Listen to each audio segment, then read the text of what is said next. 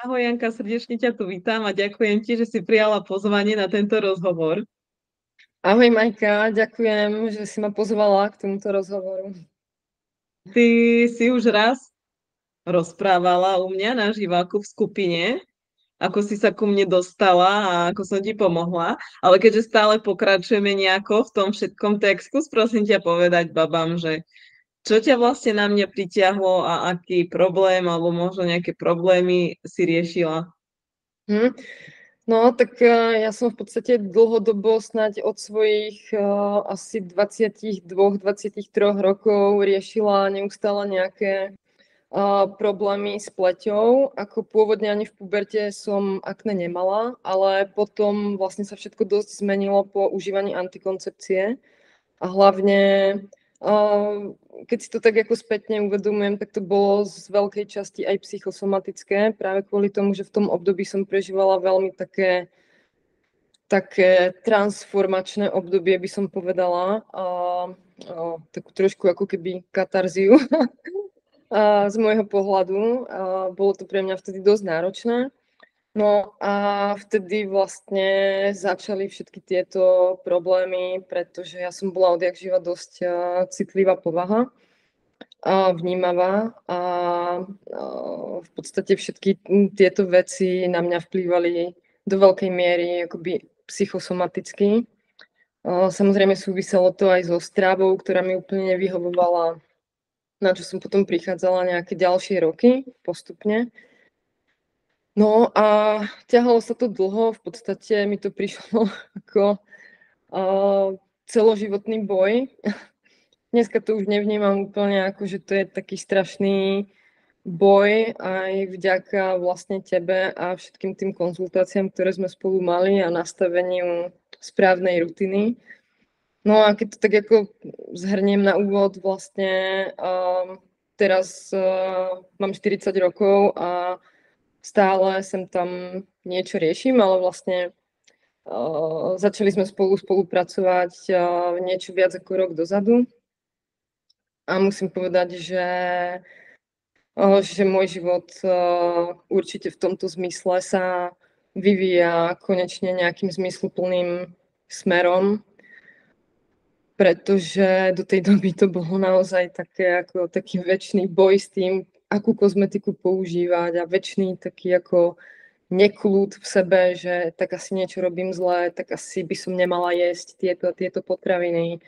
Možno, že by som mala používať iné produkty a bolo to neustále skúšanie a vlastne aj z tej emocionálnej stránky to bolo veľa vecí, ktoré psychosomaticky vplývali práve z tých nejakých nespracovaných emócií. A ešte, aby som sa vrátila k tej tvojej otázke, že čo ma zaujalo na tebe, tak fakt ako tá dôvera je z teba cítiť, alebo ja som to tak aspoň vnímala, že to myslíš úprimne a že konečne je tu niekto, kto to robí srdcom a že si stojí za tým, čo hovorí. Tak to bol akoby taký inštinkt, no. Asi je to taká intuícia, že niekomu dôveruješ a niekomu neveríš hneď na prvý pohľad. Takže ja som ťa videla niekde na sieťach, už si to úplne presne nepamätám, ako to prebiehalo, ale myslím si, že na Instagrame. A tak som to tak začala nejak skúmať a hovorila som si, tak toto by som fakt skúsila. Táto žena vie, o čom hovorí a tak nejak ako som sa rozhodla, že ťa skontaktujem a bolo to dobré rozhodnutie. Ďakujem. A v čom ťa toto všetko, čo si nám opísala, ovplyvňovalo? Aj tie emócie, v čom si videla najviac, že ti to vlastne ako keby nejako takže narúša tú kvalitu života?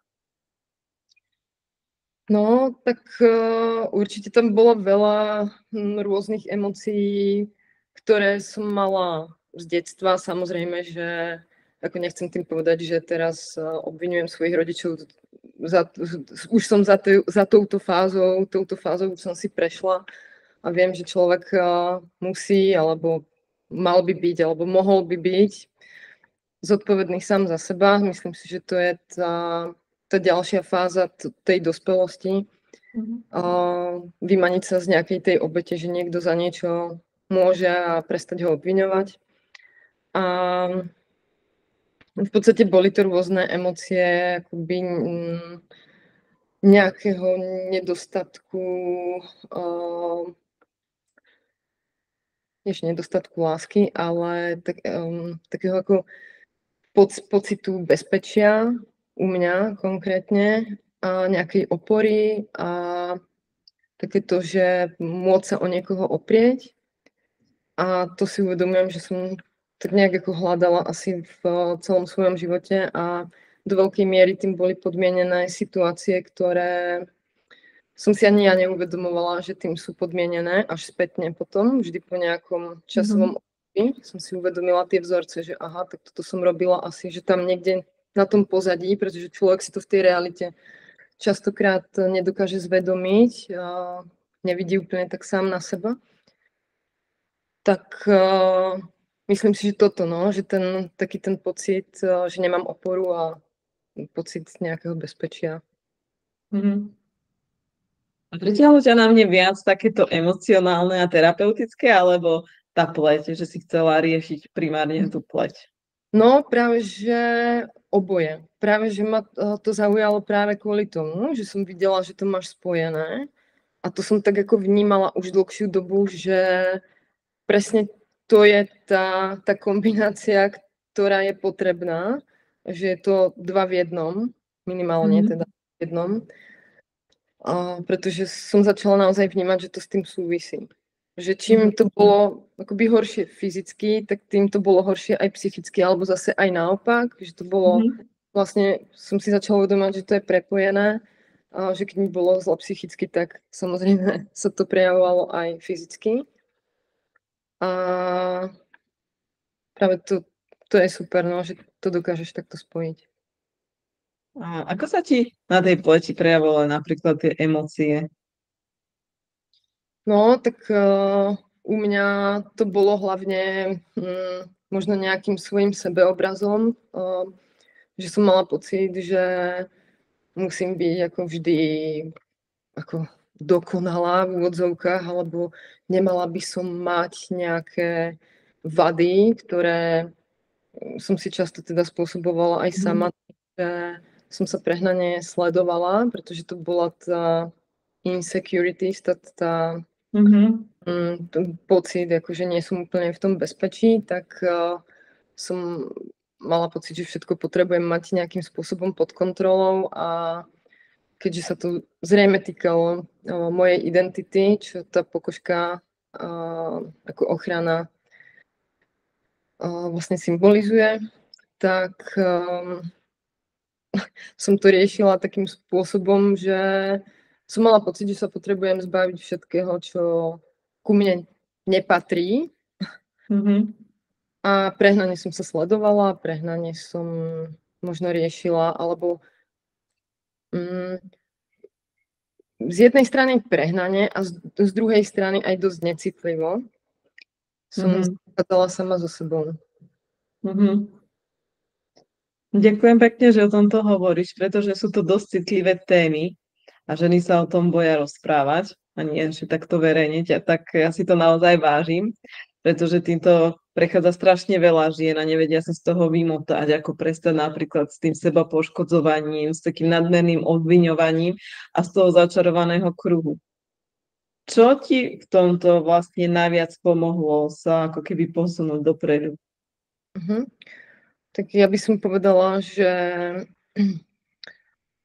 akoby tým, že sa to neustále zhoršovalo a tým, že som bola stále viacej a viacej frustrovaná a niekde to už vyakumulovalo, tak už som nevedela, akým spôsobom, čo mám robiť a myslela som si, že sa z toho nikdy nevyhrabem. Tak veľmi mi práve pomohlo to, že tá naša spolupráca od tej doby, ako vnímam práve, že samozrejme, že nie je to všetko hneď perfektné a dokonalé, že sú to tie breakouty, také tie ako reversy, že sa človek vráti zase, urobí 2 kroky dopredu, 1 krok naspäť, ale furt ten 1 krok je dopredu, takže to vnímam ako pozitívne. A to, že naozaj mám pocit práve tej podpory od teba, konzistentnej podpory, to musím ako fakt zdôrazniť, že konzistentnej, pretože ja som už možno tak nejak ako stratila istým spôsobom možno kontrolu sama nad sebou, tým ako som bola nabaná v tých emóciách a tým, že už na človeka prichádza také zúfalstvo z toho, že sa z toho nikdy nedostane a už keď ste v tých emóciách, tak sa v nich topíte a už tam nie je ten nadhľad. A práve to mi veľmi pomohlo tie konzultácie s tebou, že som začala dostávať akoby ten nadhľad nad tou situáciou a nejaké také akože svetielko na konci tunela, že to nejakým spôsobom ide a ten pocit toho, že vieš, čo robíš a tej dôvery. A vlastne je to dosť veľa o tej dôvere a naozaj o našom vzájomnom vzťahu, pretože mám pocit, že ani nie som akoby klient a akoby zákazník, ale skôr mám pocit, že sme kamarátky. A nemám problém sa ti otvoriť, pretože je tam tá dôvera. Takže to mi dosť pomohlo, no, ísť s tým von, s tým svojím problémom a chcieť na tom pracovať, akoby chcieť sa pozrieť dovnútra, do samej seba, aj keď je to občas bolestivé, ale chcieť vedieť tú pravdu o sebe a o tom, ako to teda je a hľadať tie cesty. Je to naozaj o hľadaní tých ciest, akým spôsobom z toho von a tiež mi veľmi pomáha ešte dodnes to, že keď sa stane, že sa vrátim o ten krok naspäť, tak vždy to s tebou môžem zdieľať a vždy v podstate dostanem podporu, že to je OK, že si uvedomujem, že vlastne ten dlhoročný proces k tomu zhoršovaniu teraz nejakým spôsobom tiež bude trvať nejakú dobu, vrátiť sa na ten bod 0 v úvodzovkách. Takže to mi dáva takú ako nádej, no. Ty si vlastne u mňa v takom terapeutickom mentoringu dlhodobom a vlastne ako každý, aj ty si prešla v živote už rôznymi terapiami alebo takými podobnými situáciami, to ženy často opisujú. A čo vidíš taký najväčší prínos toho, čo my spolu robíme, pretože sú to čisté techniky, ktoré vieš sama používať, ktoré ťa učím, keď čo si môžeš ich použiť. Čo vidíš taký hlavný prínos toho, že fakt to, čo spolu robíme, je vlastne založené aj na tých vzťahoch, ale na tých emóciách a na tej podstate. A vlastne fakt, že na takých čistých, transparentných technikách. No, ako čo mi to prináša, alebo... A že aký vidíš v tom rozdiel, že či fakt vidíš, že z dlhodobého hľadiska je tam nejaký rozdiel, čo ti to prináša? No, tak hlavne mne predtým ako nejaké také klasické terapie vlastne prišli dosť neosobné a prišlo mi, že tí ľudia, alebo tí terapeuti s tým spôsobom majú na teba nejaký vyhranený čas, máš 50 minút ani o minútu naviac a v podstate strašne dlho trvá, kým ťa tí ľudia nejakým spôsobom navnímajú a práve u teba mi príde, že máš taký nejaký dar akoby sa vcítiť, tej empatie, že vieš človeka odhadnúť a vieš sa asi nacítiť na tie ženy, keďže s nimi už dlhodobo spolupracuješ, ako sa cítia, aké sú to osobnosti, každý sme nejak inak na tom. A mám pocit, že to išlo tak velice tak ako po masle, že tým, že sme mali už tú prvú konzultáciu, tak som mala pocit, ako by sme sa už poznali a že to bolo veľmi vlastne také akože že sme išli fakt do tej dôvery a asi to, že to dokážeš navnímať, že naozaj ako vnímaš, počúvaš toho človeka, ale tak nejak ako vnímaš aj tú energiu, pretože ako všetky tie nejaké predošlé moje pokusy vôbec o nejaké takéto konzultácie a terapie veľmi rýchlo skončili, alebo to boli, aj keď to bolo ako fajn s niektorými zase, tak to bolo jednorázové, prípadne to bolo iba na pár sedení. A ako vnímam rozdiel v tom, keď niekomu dôveruješ a vidíš, že ten druhý ťa vníma, ten terapeut, trebárs, a hlavne keď tomu človek dá čas, že naozaj ako konzistentne na tom pracuje a je to dlhodobá spolupráca, tak v tom vidím veľký rozdiel.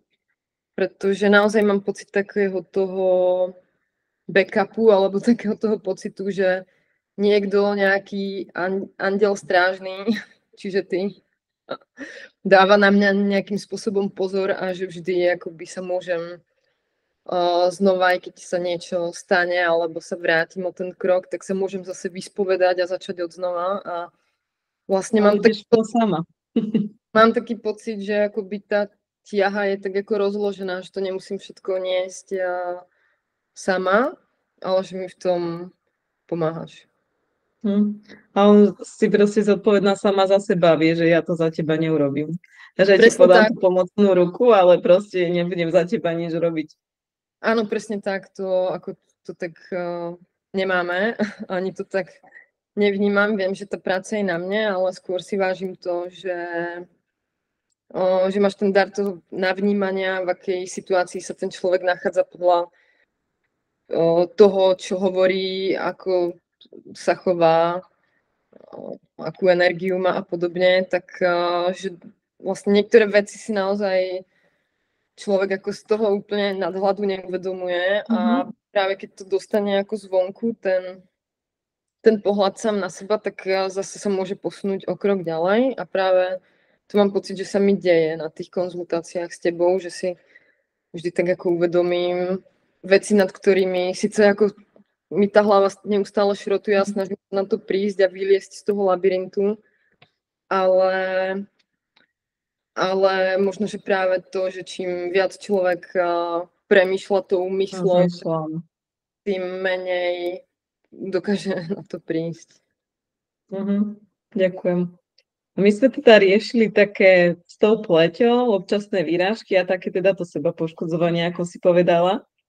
Riešili sme teda, ak to môžem povedať, aj také, že úzkosti si mávala, lebo to má strašne veľa žien.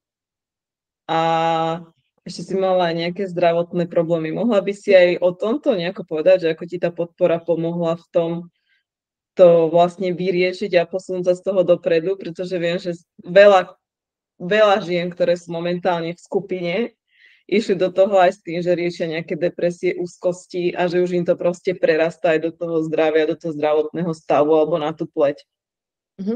No tak ja si myslím, že ono je to zase jeden prepojený celok a ja si myslím, že keď je žena nespokojná sama so sebou a samozrejme, že vždy to začína v emóciách, že vlastne potom sa zaciklíme v tých myšlienkach, ktoré zase ovplyvňujú tie naše emócie, pretože ako necítime sa dobre, začneme si myslieť o sebe niečo, vytvoríme si úplne zlý sebeobraz a ono sa to potom cyklí, že už sa to dostane do toho emočného tela, to spúšťať úzkosti a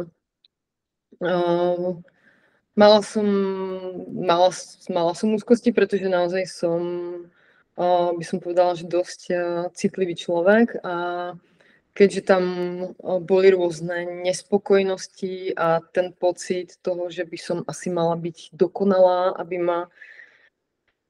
som bola prijímaná, tak vo veľa situáciách, ktoré samozrejme súvisia hlavne so vzťahmi, pretože ako všetko to je samozrejme v prvom rade o vzťahu samej k sebe, nás ako samých k sebe a potom z toho vyplývajú aj ostatné vzťahy v našom živote a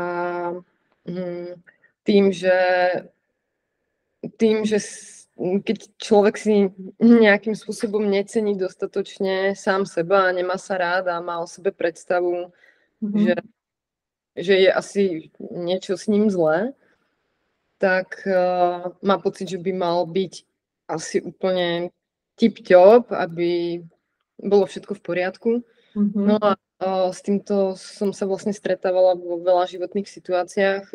Dosť mi to ovplyvňovalo vlastne, ako som už predtým povedala, že to súviselo aj s tými emóciami, presne v tomto zmysle. Potom to samozrejme ovplyvňovalo tú pleť, ale nie len tú pleť, ale takisto vlastne nejaké ženské problémy, ktoré som mala. Ja hovorím o tom v minulom čase, pretože myslím, že dnes už som na tom oveľa, oveľa lepšie a vlastne už si ani nechcem nejak ako pripúšťať, že je to teraz moja nejaká súčasná realita. Pretože ako verím tomu, že sa z toho dá dostať. No, mne bola zistená endometrióza a to ako tiež vnímam vlastne ako psychosomatickú záležitosť, pretože viem, že keď je žena, alebo teda človek všeobecne, čím viac sme vystresovaní, tak tým menšiu máme imunitu a tým horšie náš organizmus funguje. Takže a hlavne, ako to samozrejme súvisí aj s našimi hranicami potom. Takže vlastne riešila som aj túto vec a musím teda povedať, že za posledného pol roka sa tieto moje problémy, neustále nejaké bolesti,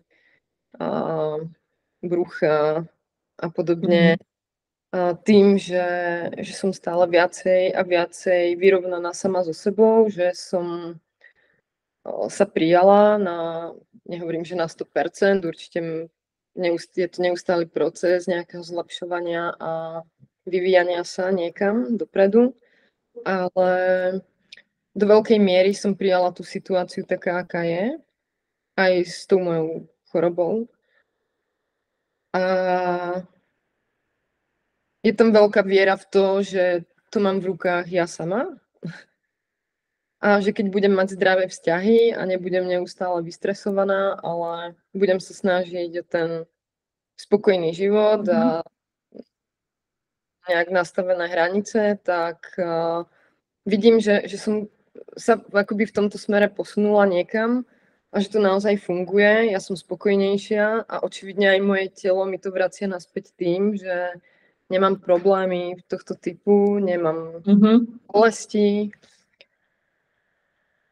a som za to vďačná. Ďakujem. Vlastne tebe sa tak úplne akože výrazne zredukovali aj tie úzkostné stavy a aj s tým seba poškodzovaním si sa výrazne posunula. Ty si urobila za ten rok a pol úplne obrovské zmeny, pretože neviem, či môžem, ale ty si aj vystúpila z tých toxických vzťahov, ktoré si mala za sebou, pretože to je tiež úplne akutný problém, ale už normálne, že žien, ja neviem, že 14-15 ročných, keď mi hovoria tie ich príbehy, aké majú, akých majú frajerov a podobne. Takže máš byť za čo na seba hrdá. Áno, to je ďalšia kapitola, ktorá s tým samozrejme súvisí, s tými hranicami a tak ďalej, s tým svojím sebeobrazom, pretože človek, keď má o sebe zlú mienku, tak ako samozrejme si neuvedomuje, že by si zaslúžil žiť v kľude a mať lepšie vzťahy, pretože si to všetko vzťahuje vlastne na seba, že on za to nejakým spôsobom asi môže. A to teraz ako ani nechcem nejakým spôsobom obviňovať tých ľudí, s ktorými som také vzťahy mala, ale samozrejme ma to veľa naučilo, pretože skrze tie vzťahy, ktoré ma dohnali niekam do kúta, tak som sa potom ako skrz nejaký už potlačený hnev, ktorý som si potom Mhm. konečne dokázala zo seba dostať a prejaviť, tak som sa zdvihla z tej zeme a povedala som si, že to si chcem vybudovať inak a skrze to som si uvedomila, že som tie hranice a celkovo to, čo som iným ľuďom dovolovala, Mhm. bolo úplne vlastne mimo, mimo toho, tej nejakej mojej akoby Mhm. zdravej zóny vzťahovej. A teraz mám okolo seba síce menej ľudí, ale o to kvalitnejších, ako sa hovorí, Mhm. kvalita versus kvantita. Tak sa to prehúplo práve do tej kvality a um, niekedy to tak je, že až keď človek pomaly ochorie, čo sa vlastne stalo aj mne, tak až potom si uvedomí, že už naozaj nevládze venovať energiu vzťahom, ktoré za to nestoja. Jasné. Až keď človek naozaj asi sa mm, nechá úplne vycícať z tej energie. Mhm. Vlastne ja to fakt naozaj neobvinujem tých druhých ľudí. Každý ako robí to, čo mu je nejak komfortné a na nás záleží, či Mhm. tým ostatným dovolíme alebo nedovolíme. Takže ja som za to všetko vďačná.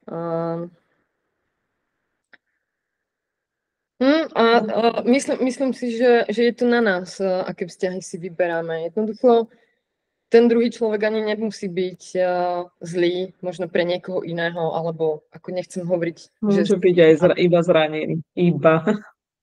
áno, určite, však všetci sme istým spôsobom zranení, Zranené deti.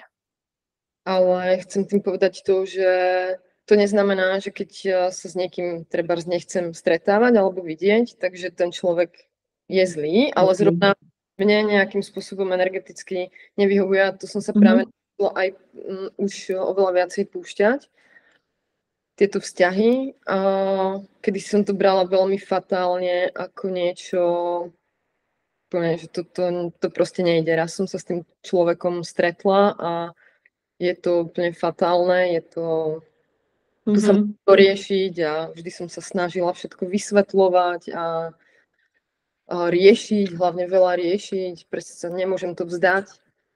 A dnes to už vnímam inak, že to nie je o tom vzdaní sa, ale o pustení s láskou, pretože ako v podstate ani tomu druhému človeku to nemôže nič prinášať, pokiaľ Mhm. ja sa necítim dobre a nevraciam mu naspäť nejaké pozitívne emócie. Takže ako vzájomne Mhm. vlastne je to nejaké ubližovanie a myslím si, že to nikomu Mhm. neprospeje. Tieto všetky situácie vlastne potom u tých žien vyústiť do toho seba poškodzovania. Či už je to cez vlasy, cez nechty, cez tú pleť, cez telo. Presne tak, no, že to som tiež vnímala, že je to potom taká naakumulovaná energia, s ktorou som nevedela, čo mám robiť. A vlastne tým, že som sa obviňovala za to, že tie vzťahy sú také, pretože ja, tak ma to žralo vnútorne. A jednoducho, keď máte úzkosť alebo takto niečo riešite v sebe, tak veľakrát ľudia práve potom pristupujú k tomu sebe poškodzovaniu, aby necítili tú psychickú bolesť, tak Mhm. aj budú cítiť tú fyzickú Mhm. a nedokážu byť k sebe. Vlastne je to tvrdosť k sebe. Nedokážeme byť k sebe Mhm. nakoniec jemný. Jemne, láskavý. Tak skús ešte tak zhodnotiť, ako by si teda opísala ten rok a pol cca, ten viac ako ročné obdobie a na akých úrovniach v živote sa ti to napríklad odrazilo, pretože to nie je iba o tom, že sa ti zlepšila pleť. Mhm. No, tak ja by som to opísala akoby začiatok od úplnej nuly, kedy fakt som mala pocit, minimálne v tom období, že začínam úplne od nuly, z toho asi najhoršieho bodu. A cez to, že Tie prvé mesiace som videla veľmi veľké zlepšenie. Kozmetika mi úplne sadla perfektne a naozaj tam bolo vidieť veľké zmeny hneď na začiatku, po nejakých pár dňoch, týždňoch používania. A samozrejme, že potom sa diali rôzne situácie, pretože nejde nič lusknutím prsta. Takže stalo sa to, že tie problémy sa aj vrátili a vlastne som vďačná za to, že som vždy mala ten priestor u Majky, u teba, že som to mohla riešiť a mohli sme tie témy otvárať a takými nejakými postupnými krokmi sa dostávať za to ďalej, čo sa deje dodnes. A no, vravím, boli výkyvy, aj sú ešte stále nejaké výkyvy, ale rozdiel je v tom, že dnes, keď sa mi niečo také stane, tak si hovorím, no, tak som krásna aj tak. Alebo snažím sa cítiť, byť hodnotný človek, čo som predtým si tú svoju hodnotu práve spájala s tým, že mám tú pleť zlú a mala by som sa doma zahrabať. To je dôležitá hodnota, seba hodnoty. Čo som aj teda často robila, že som nemala chuť chodiť nikam a čakala som doma, kým sa zahojím. Tak teraz práve to tak už úplne nerobím. A zmeny sú vlastne v tom prístupe. A myslím si, že ten prístup je práve o tej jemnosti k sebe. Že učiť sa tej jemnosti k sebe a nejakej takej ako zhovievavosti, aby sme si tú svoju hodnotu nestávali práve len na tom, že či máme niekde výražku alebo nemáme, pretože myslím, že sme viac než len to. A povedala som si, že už nedovolím, alebo ako chcem zmeniť to, aby tieto veci ovplyvňovali celý môj ostatný život. Pretože ja som to vlastne mala akože to, či som v pohode ako na tej pleti, alebo nie, tak to je celý môj život. To je proste to najdôležitejšie a to je celý ten môj život. A keď to nie je, tak nemám nič. A to teraz ako vlastne cez nejakú takú pokoru a cez tú akoby introspektívu a cez nejakú sebareflexiu a cez tie techniky, tiež, ktoré si ma učila ako EFT napríklad, tak si dokážem teraz vyhodnotiť, že ako už sa mi asi vytvorili nejaké nové obvody v tej hlave. Áno, lebo tak to je s neuroplasticitou spojené, aj bez toho, aby sme si to uvedomovali. Už len keď začneme pracovať na tých emóciách, ktoré zanechávajú stopy v našom mozgu, no predsa len predný mozog je vlastne na produkciu, strebávanie a cítenie tých emócií, tak už vtedy tam nastávajú výrazné zmeny. Liečením traum nastávajú v neurovede významné zmeny v mozgu. Aj celkovo v tom našom epigéne a v tom genome našom. Áno, áno. A teraz už vlastne tým, ako si to postupne stále viacej zvedomujem, tak už aj keď stojím pred tým zrkadlom, tak nehovorím, že 100% a nehovorím, že nemám horšie dni, ale budú. Postupne a presne verím tomu, že sa niekam dostávam a že aj s tvojou pomocou tých konzultácií mi to ide oveľa lepšie, že si to tak postupne zvedomujem a hlavne učím sa byť k sebe trpezlivá. A vidím, že teraz aj keď sa niekedy stane to, že si do niečoho rýpnem, tak mám z toho celkom ako zlé pocity potom. Že cítim sa ako nejak tak ako istým spôsobom previnilo, že bože, že tak ja tu na tom pracujem a teraz som sa práve vrátila o ten krok dozadu. Ale ja nechcem už byť o krok dozadu, ja chcem byť o ďalšie 4 kroky dopredu. Takže vlastne je to pre mňa ako keby nejaký cieľ, nejaký taký ako projekt, kde sa chcem dostať do tej zdravej psychiky, ktorá sú aj so zdravým telom. Takže je to pre mňa také komplexné, že vidím tie pokroky. Že postupne tak ako postupnými krokmi to dokážem už nejakým spôsobom vyhodnotiť ešte predtým, ako sa to stane často už. Mhm. Tak a to je super, že keď sa niečo stane, alebo tak tie prepady, je dôležité si uvedomiť, že dejú sa rôzne veci. Že aj nejaké tie prehrešky v úvodzovkách urobíme, alebo proste sa pozabudneme, alebo čokoľvek ten tlak na nás spôsobí, ale je dôležité, že vlastne už v tom nezotrvávaš, že si to uvedomíš a že už sa potom z toho odrazíš zase dopredu, že už ťa nemelú tak tie výčitky svedomia a nezotrvávaš v tom príliš dlho.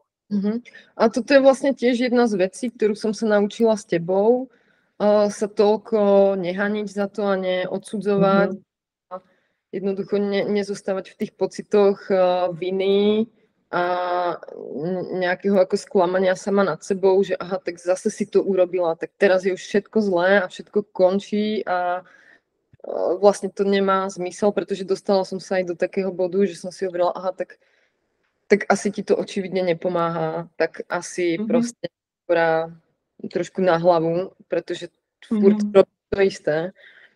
A ono potom ako to chce silu a nejakú ako odvahu sa znova pozbierať, aj keď človek padne na to dno znova.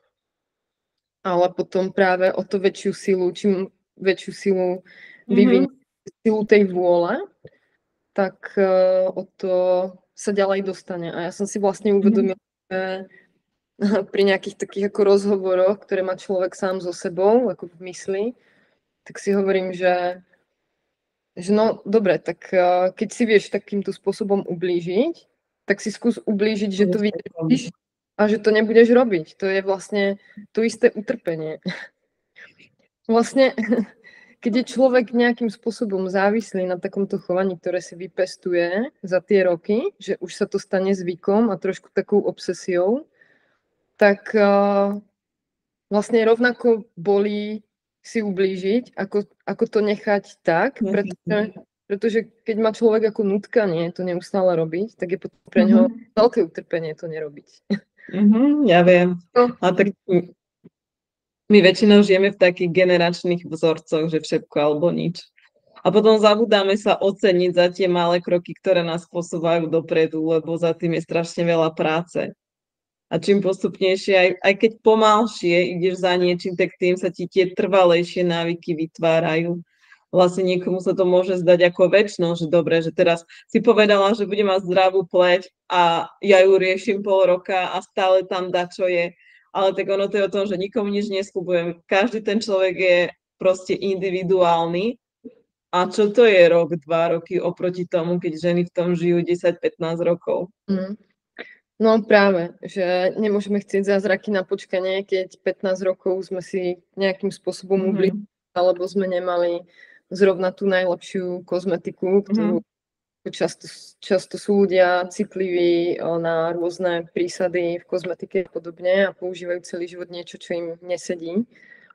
A hlavne naozaj ako je to ten vedomý výber toho, že ktorou cestou chceme ísť. Či to bude stále horšie, alebo to môže byť o niečo lepšie.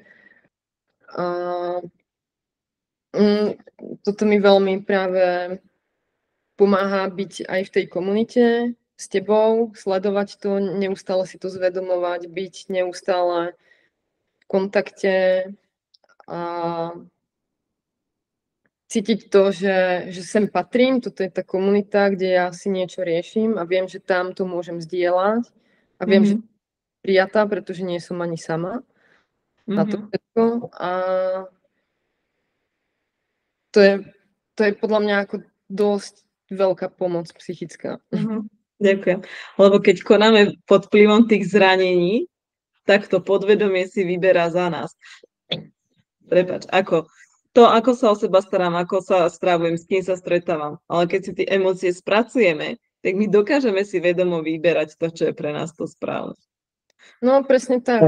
Tiež to tak vnímam, že veľa vlastne problémov alebo takých vecí, ktoré nedokážeme, alebo myslíme si, že ich nedokážeme ovplyvniť a že skôr oni ovládajú nás, než my ich, tak pramení práve z toho, že ich nemáme zvedomené. A Jednoducho preto je, myslím si, dôležité prijať tú situáciu najskôr takú, aká je, aj samého seba, a potom byť dosť odvážny a ochotný pozrieť sa na to, prečo sa to neustále deje. To je najlepšie, aspoň za mňa, vravím, patriť do nejakej komunity a potom to riešiť prípadne tými konzultáciami. A nebojovať. Lebo sa to všetko dá riešiť proste prirodzene, bez liekov, bez natlaku. No a hlavne naozaj si neustále uvedomovať tú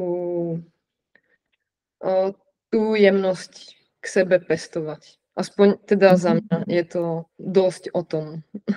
Pestovať jemnosť. Tak sme ženy, no. Ďakujem ti veľmi pekne. Ešte niečo, čo by si ženám odkázala? No tak pre mňa to nebola úplne samozrejmosť, byť nejaká úplne k sebe jemná, takže to sa učím. Čo by som ženám odkázala, tak ako jasné, že všetky sme individuality a každá máme inak tie životné situácie a celý život a všetky tie podmienky, v ktorých žijeme. Každú trápi niečo iné, ale myslím si, že je to ochota veriť v to, že môže to byť lepšie, pretože my máme častokrát ten box, v ktorom žijeme, a vlastne problém hlavný je v tom, že si nedokážeme koľkokrát ani predstaviť, že by to mohlo byť inak alebo lepšie. A práve keď nám niekto ukáže, že aha, ale mohlo by to byť inak a lepšie, tak možno konečne začneme veriť, a podľa mne veľmi teda pomáha veriť, že to bude stále lepšie, aj keď je to chvíľami horšie, alebo nie tak horšie, ako to bolo, ale proste niekedy sú tie zhoršenia, ale stále ako veriť a mať nejakú takú víziu, že pôjde a urobiť preto maximum. Som aj rada, že spomína, že proste tie také výkyvy sem tam prídu a už nikdy nie sú také ako na začiatku, sú stále slabšie, sú stále menšie a kratšie trvajú, ale je dôležité si uvedomiť, že to je v poriadku, pretože mne sa všeličo v živote deje, proste každému sa niečo v živote deje, a to, že začneš na sebe pracovať na tých emóciách, neznamená, že už zrazu bude všetko iba ružové. Nie, no práve je to odvaha ísť do toho procesu, že jasné, že proces nebude jedna rovná čiara, pretože to už je smrť, ale že ten život nám prináša tie vlny a ideme hore, dole, ale to znamená, že sa niekam posúvame, ako ten had proste tiež ako tým pohybom posúva niekam dopredu. Tak si myslím, že dôležitá je naozaj tá viera, odvaha a vôľa a jemnosť k sebe. Bolo to pre teba ťažké rozhodnutie, toto všetko? Ísť do toho? Nie, nebolo to pre mňa. Ja sa snažím nejakým spôsobom od seba rozvoj už od puberty. Vždy ma to zaujímalo, rôzne také veci ako psychológia a podobne, a tak ja som taký analytický typ a rada práve prichádzam na to, ako veci sú.